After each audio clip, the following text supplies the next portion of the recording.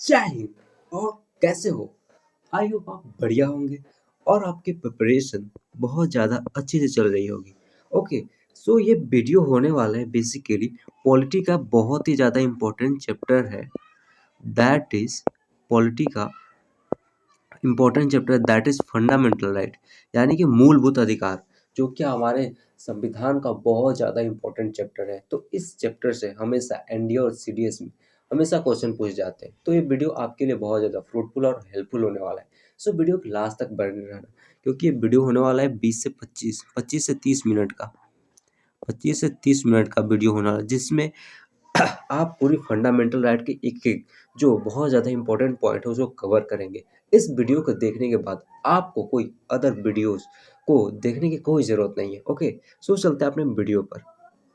सो fundamental right क्या होता है? What is fundamental right? Hindi में इसको कहा जाता है मूलभूत, यानी कि जो स्टार्टिंग में सुविधाएँ दी जाती है, मूलभूत अधिकार है ये। आदमी को जीने के लिए एक उसका सर्वांगीण क्या उसका फंडामेंटल डेवलपमेंट के लिए बहुत ज़्यादा ज़रूरी होता है। जैसे ह्यूमन्स राइट होते हैं, ह्यूमन्स के राइट होते हैं जो कंट्री टू कंट्री सब सेम होते हैं ह्यूमन्स के राइट। उसी तरह से फंडामेंटल राइट क्या होते हैं? कंट्री अपने सिटीज़न्स को देती है, तो उसी को फंडामेंटल राइट करते हैं। उसी तरह से हमारे इंडिया में भी कॉन्स्टिट्यूशन में फंडामेंटल राइट का बारे में बताया गया है, जो हमारे कॉन्स्टिट्यूशन द्वारा हमें दिया गया है। ओके, सो ये फंडामेंटल राइट यही होता है। ओके, सो फंडामेंटल राइट कौन सा हमारे आर्ट में आता है?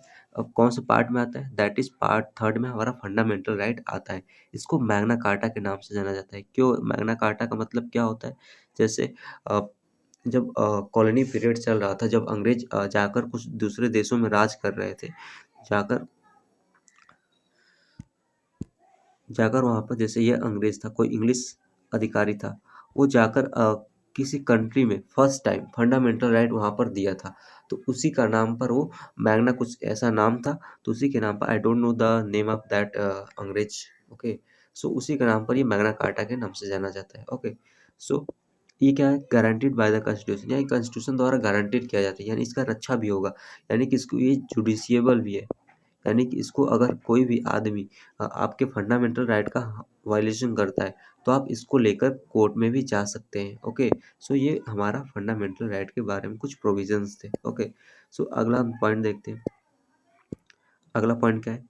ये हमारे कॉन्स्टिट्यूशन द्वारा गारंटीड किया जाता है। अब देखो हमारे जो फंडामेंटल राइट है ये कई टाइप के हैं, जैसे right to equality, right to freedom, right against exploitation, right the freedom of religion, ये बहुत सारे हैं। तो इसी को हम आर्टिकल के थ्रू पढ़ेंगे। जैसे राइट टू इक्वालिटी कौन कौन से आर्टिकल के बीच में? आर्टिकल 14 टू 18 के बीच में आता है। ओके, और आर्टिकल 19 से 22 के बीच में क्या आता है? राइट टू फ्रीडम आता है। और जो राइट अगेंस्ट एक्सप्लॉइटेशन है वो किसके किसके बीच आता है? 23 एंड 24 के बीच में आता है राइट अगेंस्ट एक्सप्लॉइटेशन। और right against the freedom of religion, यानी कि धर्म की स्वतंत्रता आपके कौन सा आर्टिकल में मेंशन की गई है? दैट इज आर्टिकल 25 से 28 के बीच में। और कल्चर एंड एजुकेशन के बारे में कौन से मेंशन है? That is article number 29। और हमारा कॉन्स्टिट्यूशन रेमेडीज, यानी कि इसमें रिट के बारे में बात की गई है, जो हमें कॉन्स्टिट्यूशन द्वारा दिया गया है।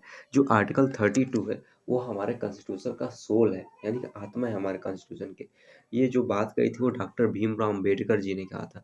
क्यों कहा था? क्योंकि इसके बिना जो हमारा फंडामेंटल राइट है उसका कोई मतलब रह नहीं जाता। इसीलिए ये क्या है? हमारा article 32 is the soul of Indian constitution. ठीक है, सोल है हमारा इंडियन कॉन्स्टिट्यूशन का। ओके, सो ये हमारा आर्टिकल 32 है। और आर्टिकल 31 ये हटा दिया गया। हटाया नहीं कि बेसिकली इसको चेंज किया गया, इसको फंडामेंटल राइट से हटाकर इसको लीगल राइट के रूप में चेंज कर दिया गया। और कौन से अमेंडमेंट से किया गया? That is 44th amendment act 1978 के द्वारा इसको चेंज कर दिया गया। किस में चेंज कर दिया गया? लीगल राइट में। अब ये कौन सा आर्टिकल में? दैट इज आर्टिकल 300A में हमारा राइट टू प्रॉपर्टी है। ओके, राइट टू प्रॉपर्टी हमारा आर्टिकल 31 में पहले था, बट उसको हटाकर अब राइट टू प्रॉपर्टी को लीगल राइट में चेंज कर दिया गया। कौन सा आर्टिकल में? Article 300A। ओके, तो ये कुछ इंपॉर्टेंट पॉइंट थे, जो बेसिक चीज़ें थी हमारे फंडामेंटल राइट के बारे में, वो चीज़ें हैं। ओके, सो चलते हैं अपने नेक्स्ट स्लाइड पर। अब हम पढ़ेंगे इसका आर्टिकल्स। जैसे हमारा जो फंडामेंटल राइट है वो पहले कितना था? पहले 7 था, अब कितना हो गया? 6। सिक्स कौन सा एक हटा दिया गया था, वही right to property. Right to property को हटाकर एक लीगल राइट में चेंज कर दिया। कौन सा अमेंडमेंट से, 44 अमेंडमेंट। ओके, सो ये अब हम आते हैं अपने आर्टिकल 12 पर। आर्टिकल 12 बेसिकली क्या बात करता है, डेफिनेशन ऑफ स्टेट, यानी कि स्टेट की डेफिनेशन देता है। स्टेट की डेफिनेशन क्या होता है, जैसे स्टेट कोई भी जैसे स्टेट क्या होता है, व्हाट इज स्टेट। स्टेट का मतलब ओनली राज्य नहीं होता, यानी कि जो राज्य सरकार होती है वो केवल राज्य नहीं होता। स्टेट का मतलब क्या होता है, जैसे हमारा सेंट्रल गवर्नमेंट भी क्या होगा, जो हमारा सेंट्रल गवर्नमेंट होगा वो भी क्या होगा कि स्टेट के अंदर ही आएगा।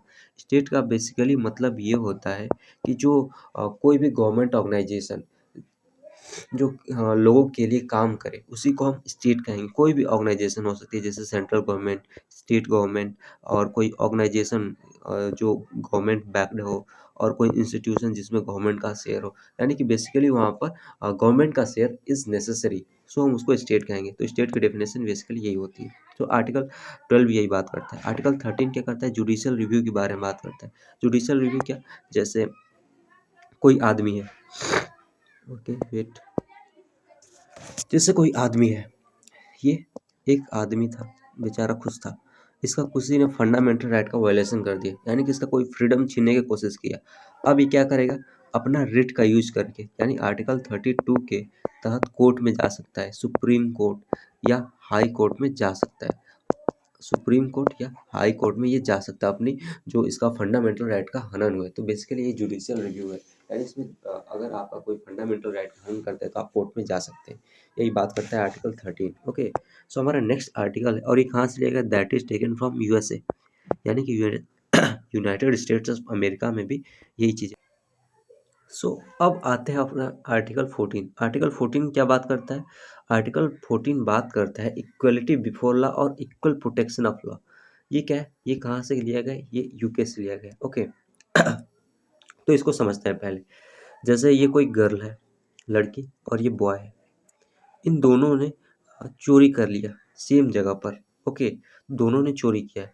अब नियम यहाँ पर क्या कहे, यहाँ पर इसने चोरी की है, चोर बन गए यहाँ पर, ठीक है, आकर यहाँ पर चोरी किया, ठीक है। अब यहाँ पर नियम क्या कहेगा, नियम का मतलब यह है equal protection of law, equal before law. इसका मतलब ये है कि दोनों के लिए अब क्या होगा, सज़ा सेम होगी, ठीक है, सज़ा सेम होगी। तो यही बात करता है बेसिकली हमारा आर्टिकल 14। तो इक्वलिटी की बात करता है, ठीक है, यानी कि नियम के सामने सब कोई बराबर है। अगर सेम कोई अपराध किया है उसके बीच में डिफरेंसेस नहीं होगा, दोनों को सेम पनिशमेंट मिलेगा। जैसे कोई विधायक एमएलए का कोई लड़का है, उसने भी अपराध किया, और एक कोई नॉर्मल लड़का है, उसने भी अपराध किया। अब क्या किया जाएगा, दोनों को भी क्या इक्वली ट्रीट किया जाएगा नियम के सामने। ओके, सेम सर्कमस्टेंसेस, यानी कि सेम कंडीशन में सबको ट्रीट किया जाएगा। यानी कि इसको आप जेल होगी तो इन दोनों को जेल होगी, तो इसको ये नहीं कि एसी वाला जेल में रखा जाएगा, इसको अच्छा वाला खराब जेल में रखा जाएगा। दोनों को क्या रखा जाए, सेम जेल में रखा जाएगा, क्योंकि अपराध इन्होंने सेम काम किया, तो इसके लिए सबको सजा सेम ही मिलेगी, ठीक है। तो ये बात करता है हमारा आर्टिकल 14। ये कहाँ से लेगा, यूके, यूनाइटेड किंगडम से इसको हमने अडॉप्ट किया है, ठीक है। तो ये चीज़ें हैं। सो अगला क्या है, अगला नहीं, इसमें एक्सपेक्टेशन एक्सेप्शन है, सॉरी एक्सेप्शन है। जैसे प्रेसिडेंट, प्रेसिडेंट के खिलाफ हम कोई क्रिमिनल प्रोसीडिंग चला ही नहीं सकते।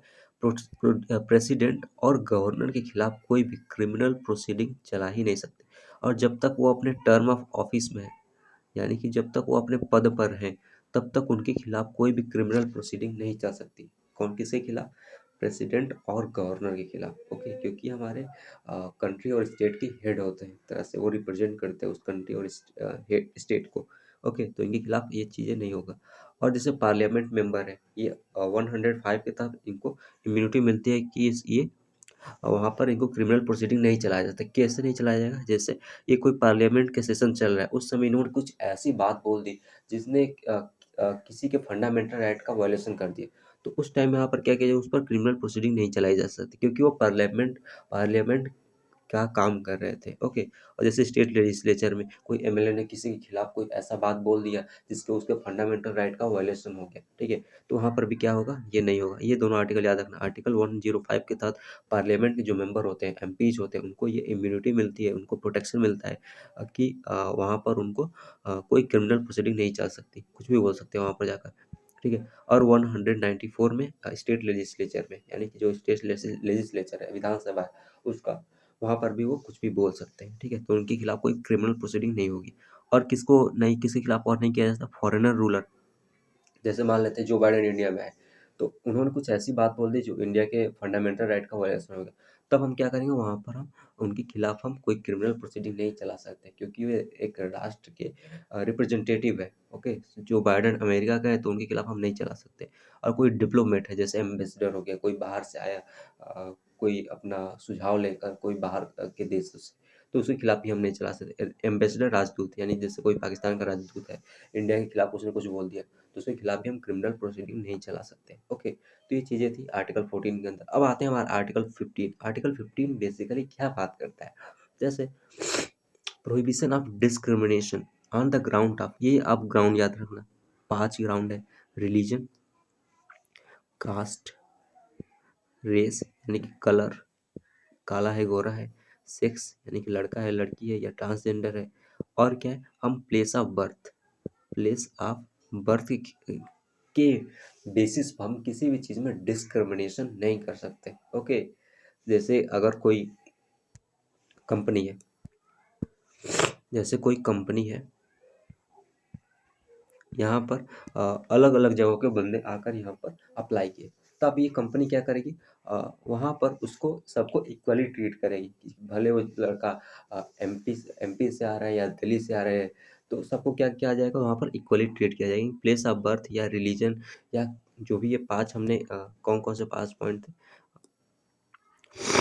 रिलीजन के नाम पर और रेस के नाम पर, यानी कि काला गोरा है, काला है, ज़्यादा काला है, किस साइड से आ रहा है, यानी प्लेस ऑफ बर्थ के नाम पर, सेक्स के नाम पर, यानी लड़का है लड़की है, और क्या है, जो कास्ट के नाम पर, यानी कि किस जाति से आ रहा है, ठीक है। तो ये 5 चीज़ें जिस पर हम उस पर डिस्क्रिमिनेशन हम नहीं कर सकते, और बाकी चीज़ों पर डिस्क्रिमिनेशन हो सकता है। जैसे इसका एक एक्सेप्शन है, प्रोटेक्टिव डिस्क्रिमिनेशन हम दे सकते हैं, किसको, वोमेन को। जैसे गाँव में जैसे पंचायत सिस्टम होता है, तो उसमें क्या किया, जो वोमेन्स होती है उसका रिप्रेजेंटेशन पंचायत में कम होता है, तो वहाँ पर क्या किया गया, 1/3 सीट, यानी कि अगर 3 साल चुनाव होता है, तो उसमें 1 साल वहाँ का प्रधान कौन बनेगा, कोई भी पंचायत का, वहाँ पर एक वोमेन होगी, ठीक है। तो इस तरह से उनका रिप्रेजेंटेशन, एक प्रोटेक्टिव डिस्क्रिमिनेशन किया गया, ठीक है, जिससे उनका रिप्रेजेंटेशन, उनका डेवलपमेंट भी हो सके, ठीक है। इसी के बेसिस पर होगा, जैसे SC ST में, SC ST में रिजर्वेशन दी जाती है, कि इनको थोड़ा सा जो एग्ज़ाम होती है, इनका कट ऑफ थोड़ा कम जाता है, क्योंकि इनका डेवलपमेंट कम हुआ है, जिसके वजह से इनकी सुविधाएं कम हैं, और इसको थोड़ा सा प्रोटेक्टिव डिस्क्रिमिनेशन, एक रिजर्वेशन देकर इनको आगे डेवलपमेंट के लिए बढ़ाया जा रहा है, ठीक है। तो ये चीज़ें हैं। आर्टिकल 15 बात करता है एक तरह से रिजर्वेशन, इनडायरेक्टली रिजर्वेशन के बारे में बात करता है। ओके, तो इसके एक्सेप्शंस थे ये, कि इनको रिजर्वेशन दिया जाएगा। अब आर्टिकल 16 है। आर्टिकल 16 क्या बात करता है, बात करता है इक्वलिटी इन पब्लिक एम्प्लॉयमेंट, यानी कि बेसिकली बात करता है गवर्नमेंट जॉब की, ठीक है, कि यानी गवर्नमेंट जॉब में सबको इक्वल अपॉर्चुनिटी दी जाएगी। ओके, बट कभी कभी होता है कि वही अभी आपने बात हमने अभी बात किया, कि जो प्रोटेक्टिव डिस्क्रिमिनेशन हम दे सकते हैं उनको, कि उनको थोड़ा सा कट ऑफ कम जाता है, उनको फीस माफ़ कर दी जाती है, इस तरह से प्रोटेक्टिव डिस्क्रिमिनेशन दिया जाएगा। आर्टिकल 16 बात करता है गवर्नमेंट जॉब की। आर्टिकल 17 क्या बात करता है, ये अनटचेबिलिटी, यानी छुआछूत के अंत के बारे में बात करता है, ठीक है, कि पूरी तरह से इंडिया में छुआछूत खत्म हो जाना चाहिए, ये बहुत ज़्यादा इंपॉर्टेंट है। आर्टिकल 17। आर्टिकल 18 क्या बात करता है, ये टाइटिल के बारे में बात करता है। टाइटिल किसका, किस तरह से टाइटिल, जैसे पहले के ज़माने में क्या होता था, पहले के ज़माने जब जब ये अंग्रेज जब राज करते थे, उस समय जमींदार होता था, और राजा साहब होते थे, राजा बाबू होते थे, इस तरह से एक टाइटिल था, उनके आगे, नाम के आगे ये सब चीज़ें लगाया जाता था। तो अब वो आर्टिकल 18 क्या करता है, ये टाइटिल को ही ख़त्म कर देता है। बस कौन कौन से टाइटल रहेंगे, जैसे मिलिट्री हो गया, एकेडमिक डिग्री हो गया, तो उसके खिलाफ बस उस पर हम टाइटल लगाएंगे। जैसे कोई मिलिट्री का पर्सन है, जैसे कोई मिलिट्री का कैप्टन है, मिलिट्री का कैप्टन है, ठीक है, इसको ये कैप्टन रैंक, इसको, हाँ, ये कोई टाइटल नहीं है, बट बल्कि क्या किया इसने, अपना मेहनत करके, यानी कि वर्क आउट करके, अपना एक्सपीरियंस पढ़ाकर इस टाइटल को इसने प्राप्त किया है, क्योंकि एक तरह से ये कमाया है उसने। उसी तरह से डिग्रीज होती है, जैसे कोई पीएचडी कर लेता है, पीएचडी कर लिया, अब वहाँ पर क्या है कि उसको उसके नाम के आगे क्या लगा, डॉक्टर, डॉक्टर लग जाएगा। ओके, तो डॉक्टर किस बेसिस पर लगा, वो पीएचडी की डिग्री हासिल किया, और पीएचडी की डिग्री किस कैसे हासिल किया, मेहनत करके, ठीक है। एक तरह से वो डिग्री कमाई गई है, ये नहीं कि उसको टाइटल मिला है किसी के द्वारा। तो ये इसके इन दोनों एक्सेप्शंस है, वहाँ पर ये कर सकते हैं। और एक केस हुआ था बहुत ज़्यादा इंटरेस्टिंग और फेमस केस है, Balaji Raghavan versus union of India 1996 में।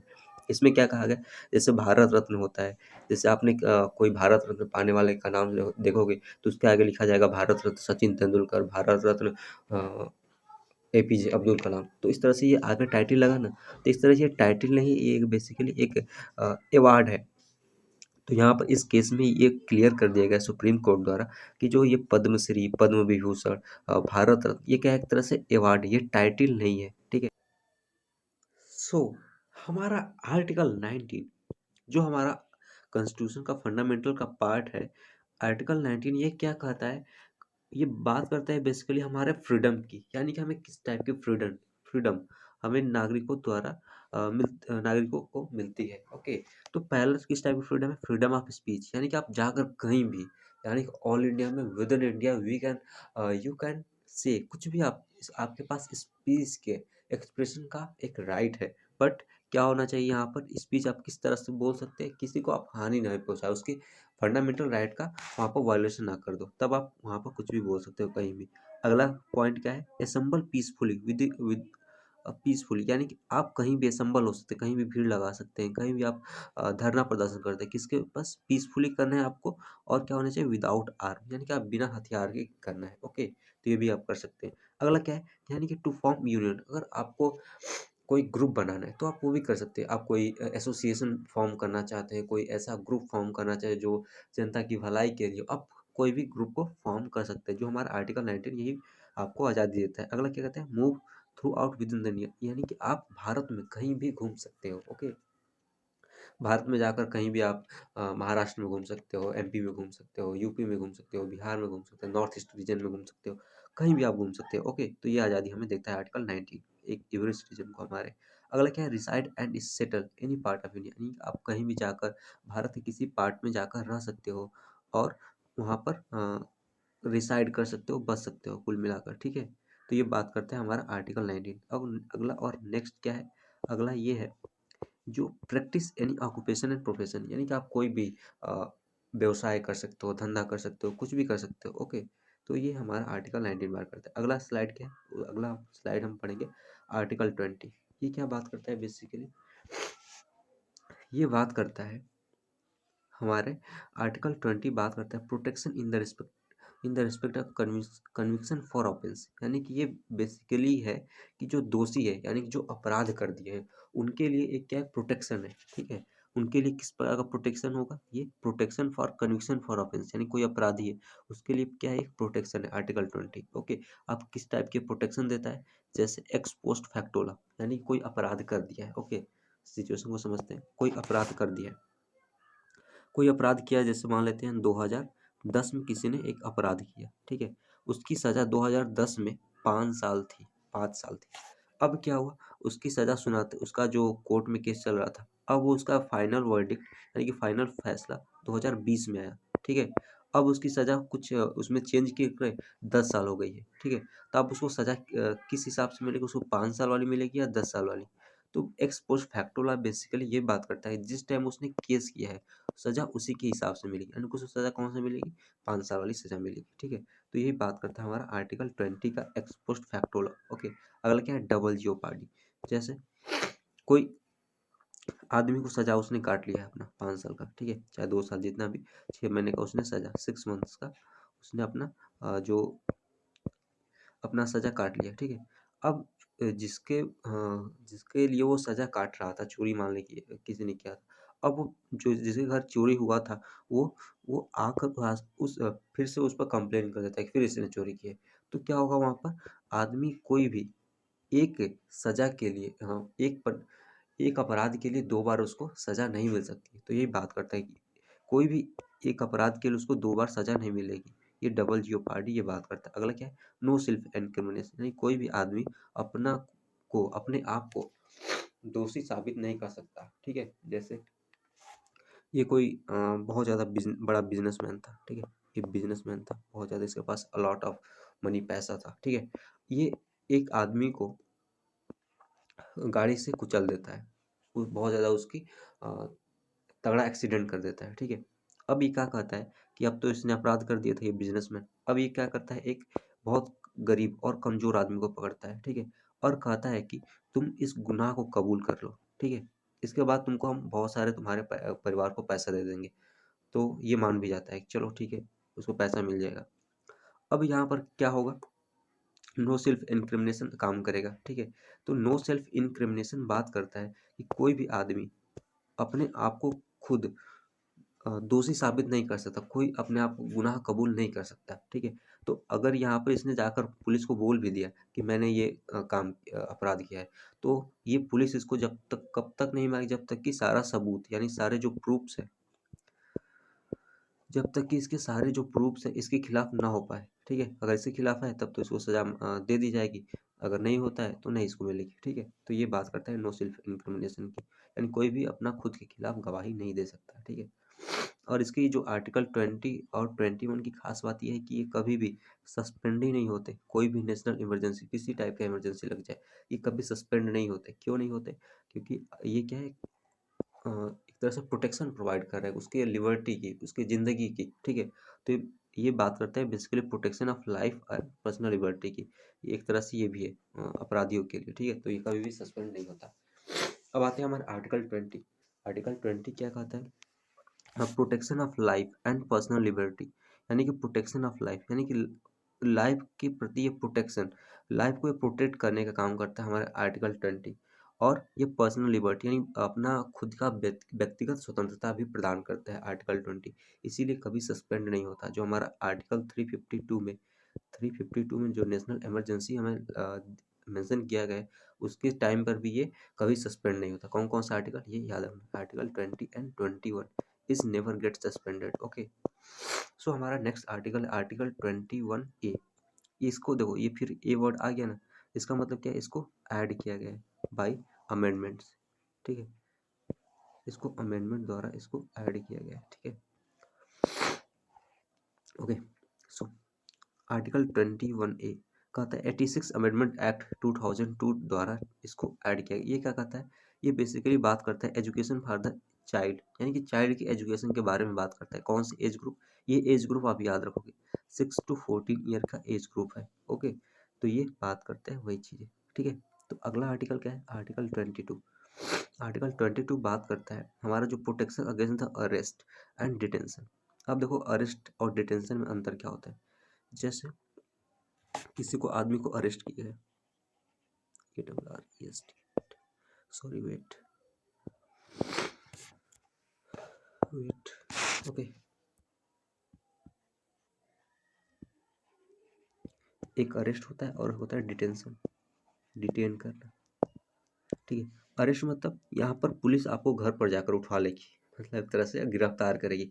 और डिटेन का मतलब आप जहाँ पर है वहीं पर आपको कैद कर लिया जाएगा, डिटेन कर लिया जाएगा, कब्जा कर लिया जाएगा आपकी कुछ सारी चीज़ों पर, आपको कभी बाहर नहीं जाने दिया जाएगा, ठीक है। तो डिटेंशन और अरेस्ट में बेसिकली यही डिफरेंस होता है, ठीक है। अब देखो ये बात करता है ये जो हमारा आर्टिकल 22 है, ये बात करता है प्रोटेक्शन अगेंस्ट और अरेस्ट।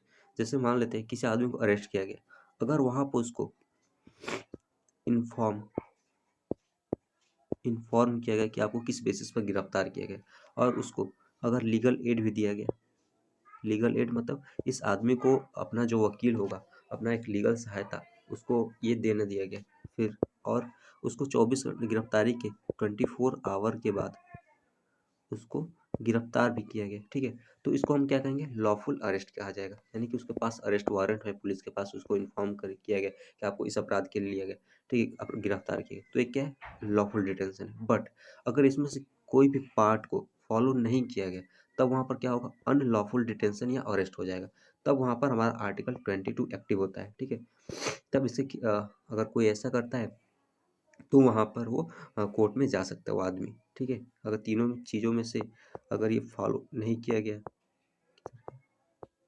वेयर वेयर वेयर हाँ, तो इन्फॉर्म और उसको लीगल एड नहीं दिया गया और 24 आवर्स के सामने मजिस्ट्रेट के सामने उसको पेश नहीं किया गया, तब इसको क्या कहेंगे, अनलॉफुल डिटेंशन या अरेस्ट हो जाएगा। ठीक है। अब डिटेंशन में भी सेम चीज़ है, अगर इसको फॉलो नहीं किया गया डिटेंशन में भी, तब वहाँ पर उसका अनलॉफुल डिटेंशन हो जाएगा। ठीक है।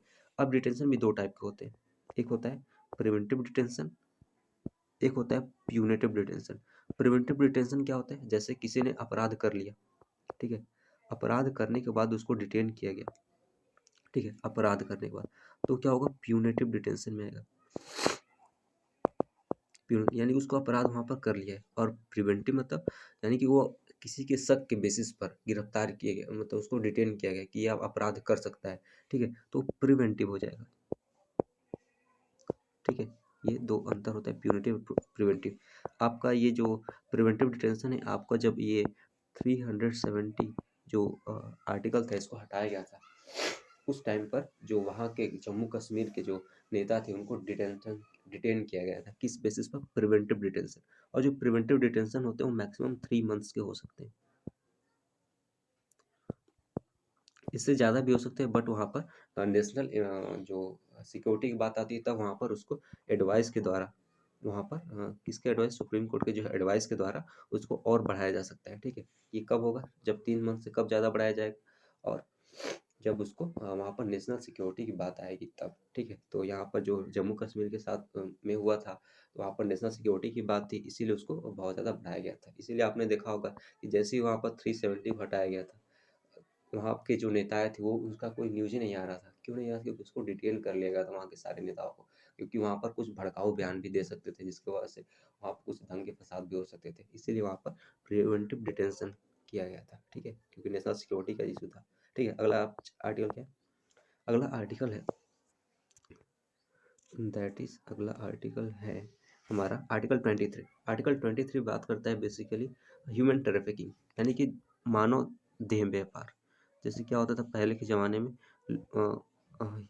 ह्यूमन्स को बेचा जाता था, खरीदा जाता था, तो यहाँ पर वही उसको अंत करता है। आर्टिकल 23 क्या करता है, उसी को ख़त्म करता है। और फोर्स लेबर यानी बंधुआ मजदूर मजदूर जैसे पहले के ज़माने में होता है कि आपको वहाँ पर दिन भर काम करना है, आपको बहुत कम वेतन, एक तरह से वो हर बात वहाँ पर उसको मानना पड़ता था जहाँ पर वो काम करता था। ठीक है। तो ये भी अंत करता है, और ह्यूमन ट्रैफिकिंग को भी ये बैन करता है। कौन, आर्टिकल 23। ठीक है। अगला आर्टिकल क्या है, आर्टिकल 24। आर्टिकल 24 क्या बात करता है, बात करता है prohibition of employment in of 24 years, sorry 14 year के जो बच्चे होते हैं उसको हेजार्डस फैक्ट्री में हम वर्कर के रूप में नहीं रह सकते। ठीक है। तो ये बात ये बेसिकली 14 साल से कम बच्चे, यानी 14 या 14 साल से कम बच्चे को ये एक तरह से इम्यूनिटी देता है कि उसको एम्प्लॉयमेंट से बचाया जाए। ठीक है। कहाँ पर, हेजार्डस फैक्ट्री। ठीक है। जहाँ खतरनाक केमिकल जैसे पटाखा फैक्ट्री हो गया, ये सब चीज़ों में इसको बचाता है। ठीक है। अगला क्या है, आर्टिकल आर्टिकल 25। ये देता है freedom to follow the practice and propagation of religion, यानी आप जिस धर्म के हैं आप उसको फॉलो कर सकते हैं, प्रैक्टिस कर सकते हैं, उसका विस्तार भी कर सकते हैं। ठीक है। उसको स्प्रेड कर सकते हैं, चारों ओर फैला सकते हैं, उसका प्रचार प्रसार कर सकते हैं। ठीक है। और ये क्या है, नोट में किया गया कि Hindu word is consist of, उस टाइम में जब हिंदू वर्ड कौन कौन से चीज़ों के अंदर आता था, कौन कौन से धर्म उसके अंदर आते थे हिंदू में, सिख, जैन और बुद्धिस्ट हिंदू के अंदर लिए जाते थे। ठीक है। तो ये है आर्टिकल 25। अब हमारा नेक्स्ट आर्टिकल क्या है, what is article number 26। 26 article बात करता है कि जो freedom of manage and religious affair, यानी कि आप अपने रिलीजियस अफेयर, यानी अपना त्यौहार है, अपना जो बीच का मैटर होता है रिलीजन से रिलेटेड, आप उसको वहाँ पर उसको मैनेज कर सकते हैं, आपके पास ये स्वतंत्रता है, कर सकते हैं। ठीक है। आर्टिकल 27 क्या बात करता है, आर्टिकल 27 कहता है कि जो freedom of payment of taxes for, यानी कि सरकार जो टैक्स कलेक्ट करती है जनता से, उसका यूज कोई पर्टिकुलर रिलीजन के, यानी कोई पर्टिकुलर धर्म के विस्तार में, उसके प्रमोशन में यूज नहीं कर सकती। और कोई अपने धर्म को मान रहा है तो उसके लिए सरकार को कोई टैक्स भी भरने की जरूरत नहीं पड़ेगी, यानी कि आप फ्री रहेंगे। यानी कोई भी आप फॉलो करें कोई भी रिलीजन को, तो सरकार उसके लिए बदले में पैसा नहीं मांगेगी, कुछ टैक्स नहीं लाएगी, कुछ नहीं करेगी। ठीक है। तो आर्टिकल 27 बेसिकली यही बात करता है। ओके। सो अगला आर्टिकल क्या है, आर्टिकल 18 28 सॉरी 1828। ये क्या कहता है कि जो religious knowledge in educational institution, यानी कि जो आप कोई भी प्राइवेट बॉडी है, यानी कोई प्राइवेट स्कूल है, जैसे मदरसा हो गया,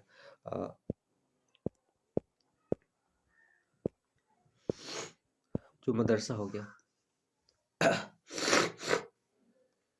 सॉरी एक बार इसको चेक करते हैं, जैसे मदरसा हो गया, ठीक है, आई थिंक जैसा लिखा होता है, तो मदरसा हो गया। तो मदरसा में क्या होता था, एक रिलीजियस से रिलेटेड वहाँ पर ज्ञान दिया जाता है, ठीक है। तो वहाँ पर भी आप इसको कर सकते हैं, ठीक है। बट वहाँ पर क्या होगा, जो गवर्नमेंट स्कूल्स है वहाँ पर कोई भी रिलीजियस एजुकेशन या नॉलेज नहीं दिया जाएगा, रिलीजियस नॉलेज वहाँ पर नहीं दिया जाएगा। वहाँ पर जो गवर्नमेंट स्कूल होते हैं वहाँ पर हम रिलीजियस कोई भी नॉलेज वहाँ पर नहीं पढ़ाया जाएगा, ठीक है। तो ये आर्टिकल 28 है। आर्टिकल 29 क्या कहता है कि जो protection of interest of minority, यानी कोई भी जैसे कोई बिहार का बंदा है, ठीक है, बिहार का है, वो जाकर गुजरात में जाकर रह रहा है, ठीक है। तो वहाँ पर गुजरात में भी जाकर अपना जो वहाँ का रीजनल लैंग्वेज है, अपना जो खुद का वो इंटरेस्ट है, वहाँ पर उसको सिक्योर यानी कि उसका यूज कर सकता है, ठीक है। ये जाकर वहाँ पर बिहार में भोजपुरी बोली जाती है, तो गुजरात में भी जाकर वहाँ पर क्या वो भोजपुरी को यूज कर सकता है, ठीक है। भले वो कोई समझे ना, लेकिन बट अपने कल्चर को प्रिवेंट कर सकता है, बचा सकता है, उसका यूज कर सकता है, ठीक है। तो ये बात करता है माइनॉरिटी की बात करता है, और वो कल्चर एंड लैंग्वेज के बारे में बात करता है, आर्टिकल 29। आर्टिकल 30 क्या कहता है कि जो right of minority and right of minority, यानी कि जो SC ST है, जो बहुत माइनॉरिटी के अंदर आते हैं, ठीक है, वो क्या कर सकते हैं, सॉरी माइनॉरिटी के अंदर SC ST नहीं आते, जो भी माइनॉरिटी मतलब बहुत अल्पसंख्यक, जैसे मुस्लिम हो गया, वो सब अल्पसंख्यक में आते हैं। एक रिलीजन के हिसाब से ये डिवाइड होता है, कोई कई कई कई राज्य में अलग माइनॉरिटीज हैं, कई राज्य में अलग माइनॉरिटीज है, ठीक है। तो अलग अलग स्टेट के अनुसार इसको ये वेरी करता है, ठीक है। तो right of minority to establish, यानी कि कोई भी माइनॉरिटी, कोई भी अल्पसंख्यक वर्ग इस्टेब्लिश कर सकता है कोई भी एजुकेशनल इंस्टीट्यूशन, और उसको वो चला सकता है, ठीक है। जैसे अगर कोई हिंदू चाहे तो अपना रिलीजियस एजुकेशन इंस्टीट्यूशन खोल सकता है, और उसको वो चला सकता है अपने रिलेटेड, अपने अनुसार, ठीक है। तो ये हमारे से कुछ आर्टिकल थे जो बहुत ज़्यादा इंपॉर्टेंट है, आए इससे क्वेश्चन हमेशा पूछ ले जाते हैं, ठीक है। तो आपको हमेशा इसको याद रखना है, ओके। सो हमारा नेक्स्ट आर्टिकल है, that is article number 31। Where is 31?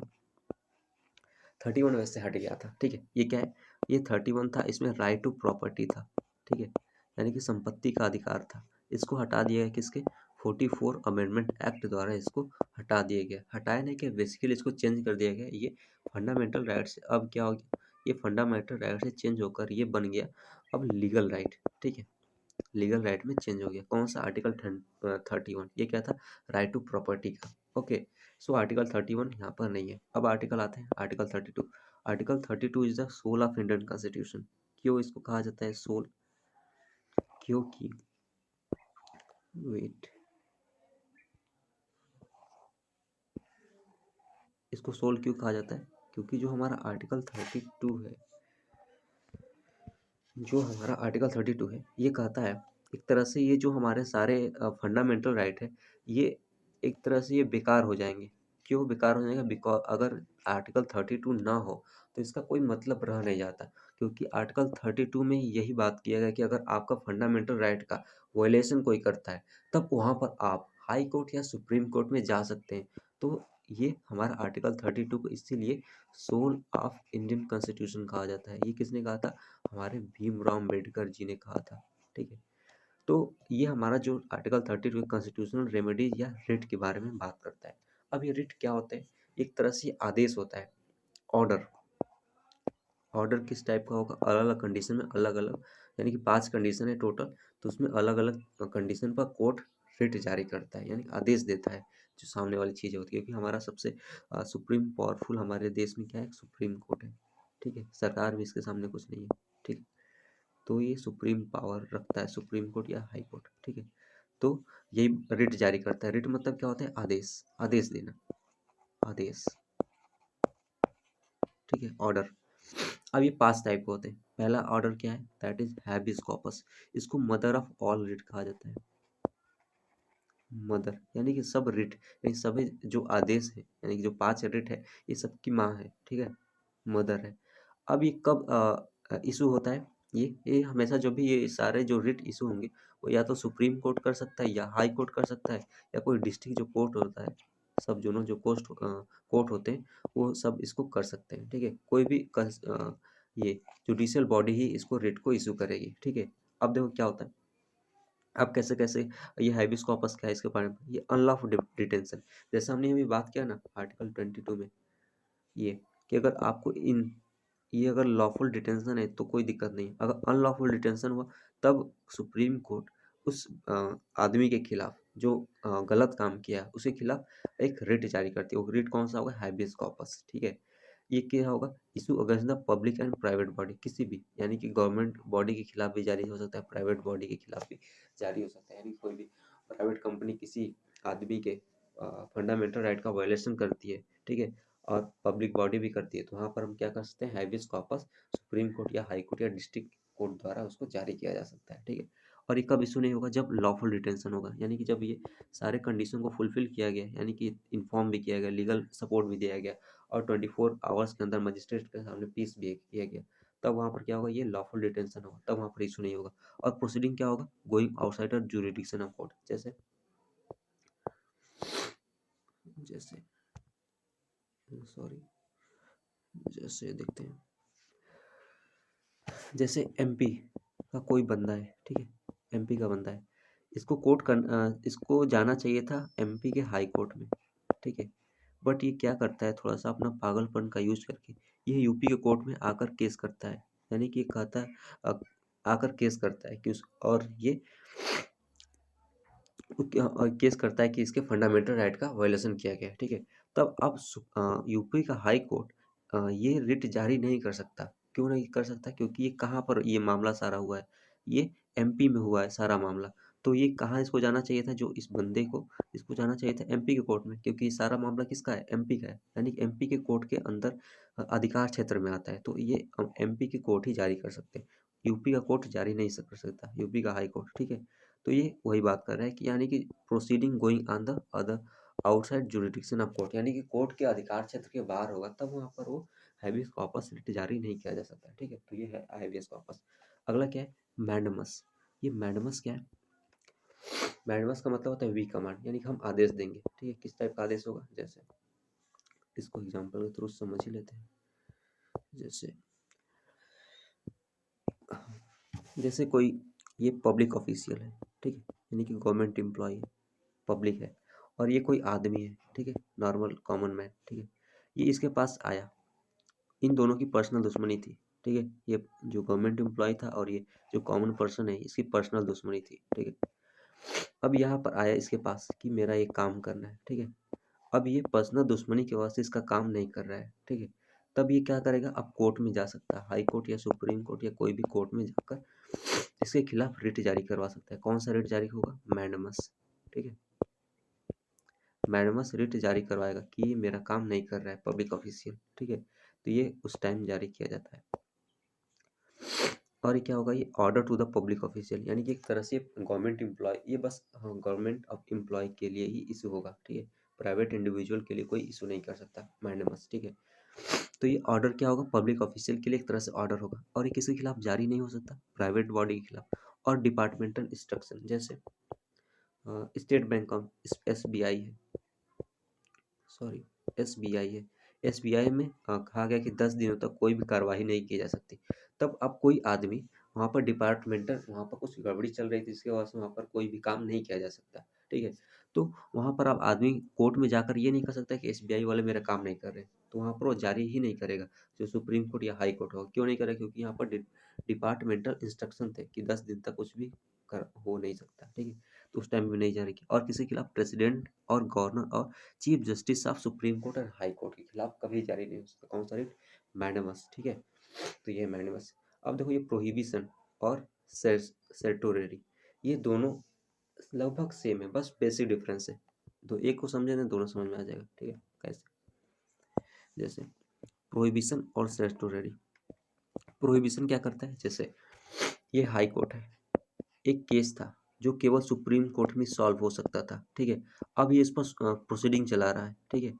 तब क्या करेगा, सुप्रीम कोर्ट इसको याद दिलाएगा, अपने पावर को, इसके पावर को याद दिलाएगा कि बच्चा देखो तुम्हारे ये अंडर नहीं आता, तो तुम इस पर कुछ भी वर्डिक्ट नहीं दे सकते, कोई भी फैसला नहीं सुना सकते, ठीक है। तो ये सारा जिसका इसको एक तरह से याद दिलाने के लिए प्रोहिबिशन रिट जारी करेगा, ठीक है। और सेटोररी क्या होता है, यहाँ पर सेम कंडीशन होती है, इसमें भी हाई कोर्ट है और सुप्रीम कोर्ट है, ठीक है।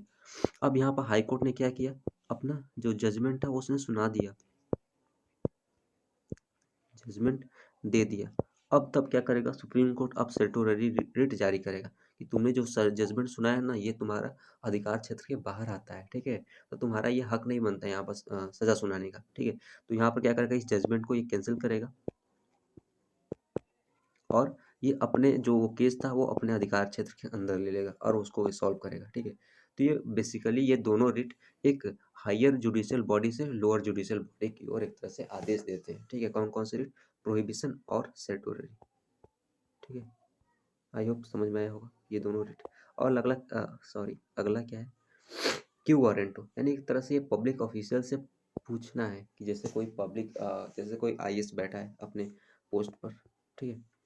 तो कोई भी आदमी, कोई भी पर्सन, कोई भी पर्सन उस आईएएस अधिकारी से पूछ सकता है कि आप किस वजह से इसको इस पोस्ट को होल्ड करते हैं। तो वहाँ पर ये पूछ सकता है, ठीक है। कौन से रिट का यूज़ करते हैं, क्यू वारंट यूज, और इनको दिखाना पड़ेगा कि मैं इस आप इनको प्रूव करना पड़ेगा कि मैं इस वजह से इस पोस्ट पर हूँ, ठीक है। तो ये हमारे 5 रिट है जो बहुत ज़्यादा इंपॉर्टेंट है, ये हमारे soul of the Indian constitution है, तो आपको ये रिट याद होने चाहिए, ठीक है। तो that is article number 33। Article 33 क्या बात करता है, ये बेसिकली बात करता है हमारा parliament can restrict the fundamental right of arm forces, parameter नहीं पैरामिलिट्री फोर्सेस, ठीक है।